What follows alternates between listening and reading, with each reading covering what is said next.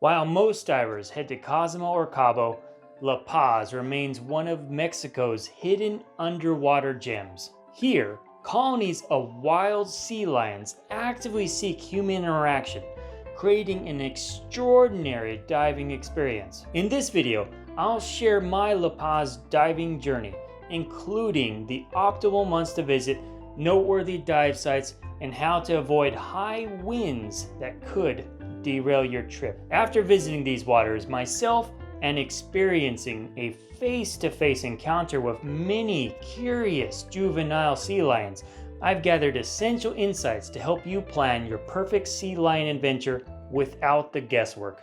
Have you ever had a wild animal actively seek you out underwater? That's exactly what happened on my dive at Los Islotes. As our boat approached the site, the distinctive rocky and white outcrops emerged from the horizon, and the barking chorus of sea lions grew louder with every passing minute. These craggy formations jutting dramatically from the Sea of Cortez don't look particularly special from a distance, but they host one of the most extraordinary underwater experiences you can have.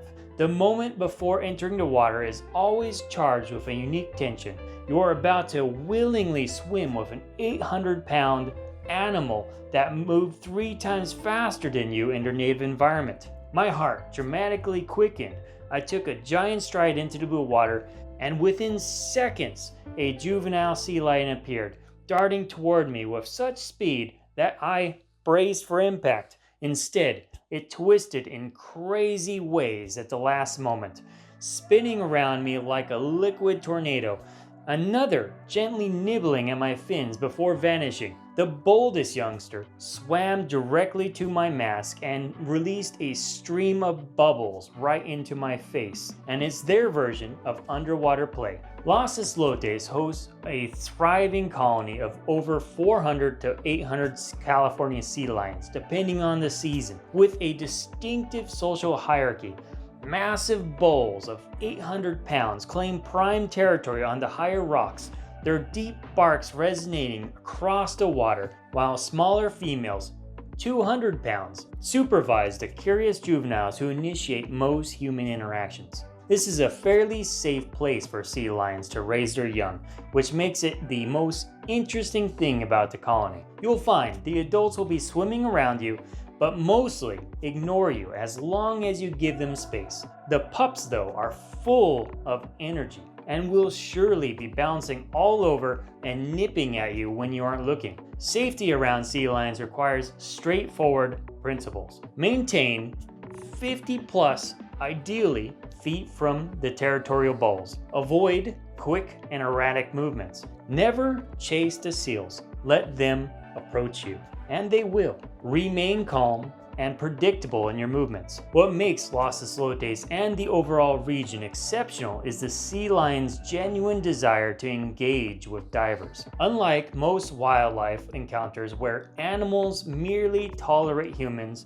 these sea lions will actively investigate your equipment, mimic your movements, and initiate games. The connection feels remarkably genuine. A wild animal choosing to spend time with you out of pure curiosity and play. Aside from Los Islotes, there is also a sizable colony at Isla Espiritu Santo in that region. It's worth noting that if you have non-scuba divers with you, you can snorkel with the sea lions too. But with some bias, scuba diving is the best way to see the sea lions, and the dives are relatively shallow and beginner friendly.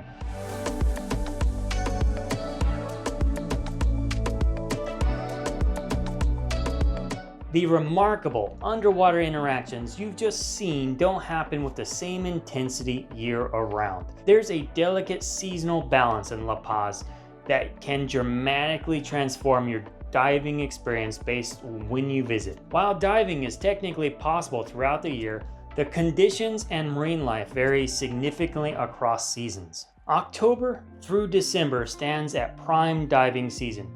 Water temperatures maintain a comfortable 80 degrees or 27 degrees Celsius, with visibility extending up to 80 feet or 24 meters, making underwater photography particularly rewarding. Sea lion colonies remain accessible and extraordinarily interactive during this period. Whale sharks also arrive in the Bay of La Paz by mid-November, creating a perfect window for experiencing multiple bucket list encounters in a single trip. It's worth noting that you won't be diving with the whale sharks, but snorkeling is common. You have to be fairly lucky to be out on a scuba dive and a whale shark approaches you at the dive site, normally to see them.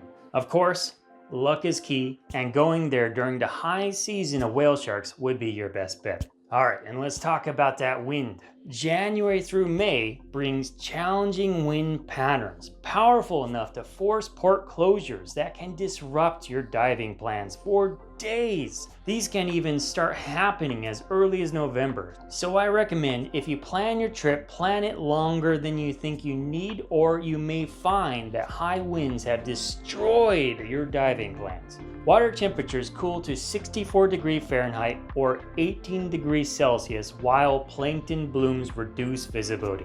These conditions create a strategic challenge divers can overcome with flexible scheduling. Also, aside from whale sharks, humpback whales and gray whales also flock to feed on the plankton, which can be easier viewed from the surface. Summer months, June through September, deliver consistently warm water around 80 degrees Fahrenheit or 27 degrees Celsius, and often exceptional visibility. However, sea lion colonies at Los Islotes close for breeding from June 1st to August 31st, restricting access to the signature experience during summer. So, best to plan around it. And this is for good reason. The sea lion bulls can be very aggressive during their mating season, and you don't want to challenge their authority. La Paz offers additional seasonal spectacles throughout the year. Massive mobile ray aggregations appear from mid-April until June, while giant manta rays frequently visit the waters around La Reina from July to October, creating specialized diving opportunities even during these otherwise challenging periods. For practical planning, build buffer days into your itinerary, especially during November to May during the wind season. This flexibility allows rescheduling if conditions deteriorate rather than missing the experience entirely. Even a single extra day can transform your diving experience from disappointment to perfection. You can't predict the weather, but you can plan your days. When we went there during November, the whole port was closed for a week due to high winds, and we only got 2 days of diving for the whole week or so that we were there. It was a bummer, but I'm still happy we got 2 days of diving.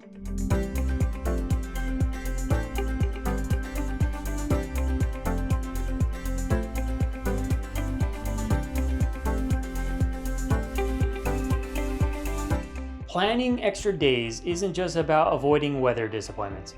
It's your gateway to experiencing what made Jacques Cousteau dub this region the world's aquarium. While most visitors fixate on Los Islotes, savvy divers quickly realize they face an inevitable dilemma, choosing between dramatically different underwater landscapes when time is limited. Beyond sea lions lies La Paz's true treasure, a mosaic of diverse dive sites that showcase the Sea of Cortez's remarkable biodiversity. La Bajo, about 8 miles from Los Islotes, features 3 seamounts rising from the deep. These underwater mountains create natural magnets for large pelagic species. Advanced divers navigate challenging currents at depths to 40 meters, potentially finding themselves surrounded by schools of hammerhead sharks, if the conditions are right. The first time you see those distinctive hammerhead-shaped heads materializing from the blue, time seems to stop. The Feng Ming shipwreck offers maritime history transformed into a living reef. This vessel, seized during a smuggling operation in 1995, now rests at 20 to 22 meters of depth. Sea turtles glide through passageways where cargo once sat, appearing almost contemplative as they navigate their repurposed home.